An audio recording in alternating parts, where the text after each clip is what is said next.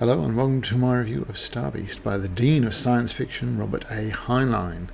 First published in 1954, the Star Beast is the story of Lummox, a Star Beast who is smuggled to Earth by John Thomas I after a deep space exploration. At the time, Lummox was the size of a chihuahua but practically immortal, and now, being the pet of John Thomas XI, is rather closer to the size and strength of a truck. Lummox is bored, he's been left at home by John Thomas, and he decides to spend some time watching the local ants. They seem to be moving house. An endless chain was dragging little white grubs in one direction while a counter-marching line returned for more grubs. Growing tired of ants, he moved towards his own house. His number 7 foot came down on the anthill and crushed it, but the fact did not come to his attention. This rather sets the tone for Lummox's adventures to follow.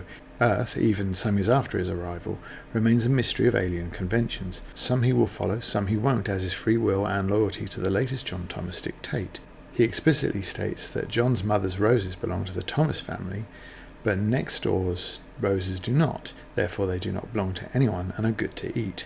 From such a humble beginning begins an expedition that will involve anti-tank weaponry and enough ensuing carnage that the highest levels of government will be called upon to intervene.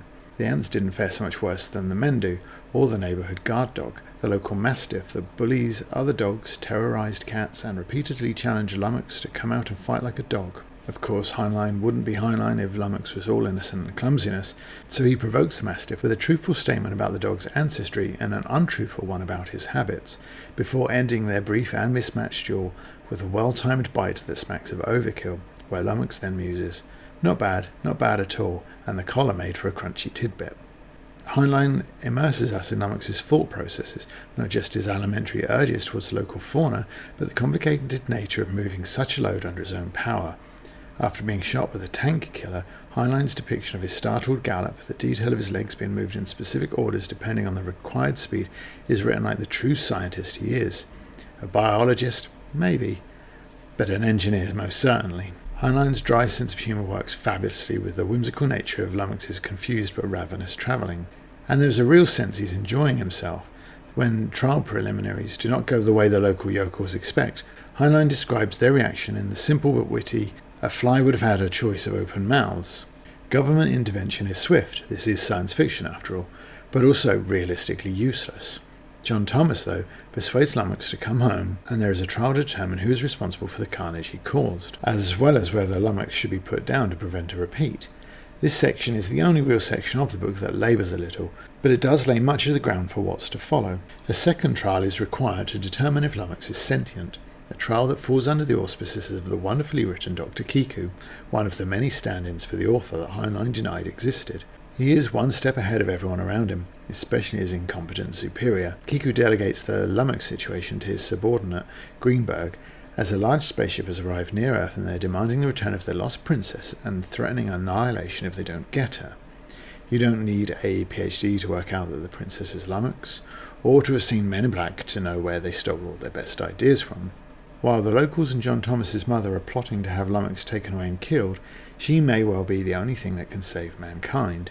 Well, her and Kiku's belligerence anyway. The Star Beast is a novel powered by spirit. Heinlein's desire to survive sometimes seems to overpower his actual joy for being alive, especially in his curmudgeon years. But here the latter is in full force. Lummox is a joy. Dr. Kiku is typically wise and gritty, but still likeable for it. John Thomas is typically naive, and Betty is typically bratty and a know-it-all, but her intervention is key. And they make a duo that's as easy to root for as Kip and Pee-wee were in Have Spacesuit Will Travel, perhaps even more so.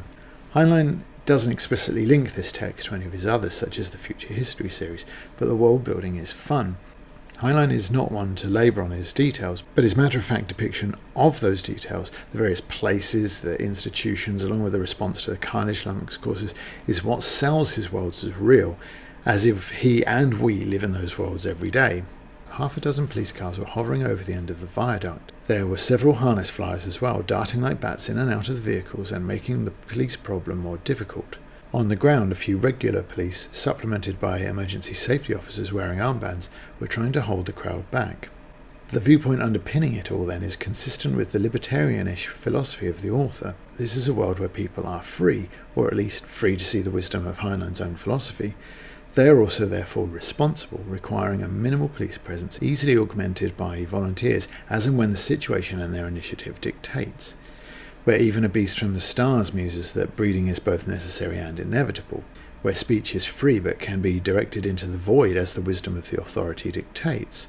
Where Betty divorces her family unit in order to find a more suitable liberal upbringing elsewhere and becomes free to make her own mess. Where if a man is free to be a man, risks have to be taken. And when Dr. Kiku gives his younger subordinate Greenberg a tough mission just to see if he can handle it and opines life should be as tough for the boy as possible, we are, as with the unfortunate ants of the opening, firmly in Darwinian territory, and the analogy there can be stretched to the Hiroshi view of mankind. When Dr. Kiku takes Earth toe-to-toe with the Hiroshi, even though the intermediary warns of a certain apocalypse if he does, you know that, along with the African veneer, the character is very much in touch with Heinlein's philosophy, one that's found more explicitly in Puppet Masters and Starship Troopers, that man will exist until he finds a race stronger and more aggressive than him, that a man who backs down from a threat doesn't deserve to survive it. But it's the characters that make this book feel like it's 50 years ahead of its time. Characters like the lawyer. In fact, if not in training Betty, she happens to be John Thomas's girlfriend because she tells him she is, but in a fun kind of way that certain SJWs would have outlawed by now. And she gives the actual lawyers and the judges a run for their money. She's also a recent divorcee from her parents, as mentioned, and while this is not really explored, presumably it's because they simply couldn't keep up with her. With in-your-face mocking of the racist religious fundamentalists, and with a character like Dr. Kiku, the African-born diplomat for Earth, who inherits much of Heinlein's personality, a certain gruff, my way or the highway attitude that accounts for his enemies and superiors in equal measure, this is a book that has extremely positive messages for its time period. Heinlein's young people, often sporting a gee golly attitude that is very much at home in the 1950s, but not so much out of them, can often be a bit of a blank slate. Betty and John Thomas are a cut above them, but the scene where John is pressured and manipulated into selling Lummox to a museum is really quite powerful stuff, superbly executed and genuinely emotive. I was so cross that they would manipulate him so callously, but in truth their arguments are sufficiently effective, so well written that their persuasiveness is almost convincing. I was still annoyed with John for accepting them, but because it felt like it was the most likely outcome of the scene, the most real outcome, I felt for him at the same time. It's great stuff, some of the best writing I found in any of Heinlein's books. This is a book that's quite long and wacky adventure, and certainly not short on Heinlein's ideals.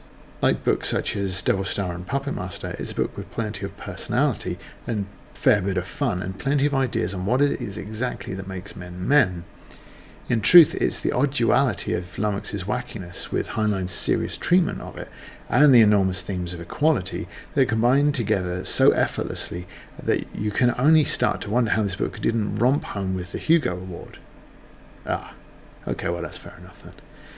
In conclusion, this is peak Heinlein, packing the usual philosophical punch alongside an absolute romp of an adventure, a courtroom drama, and in 1954, positive messages of equality and not judging a person by their appearance.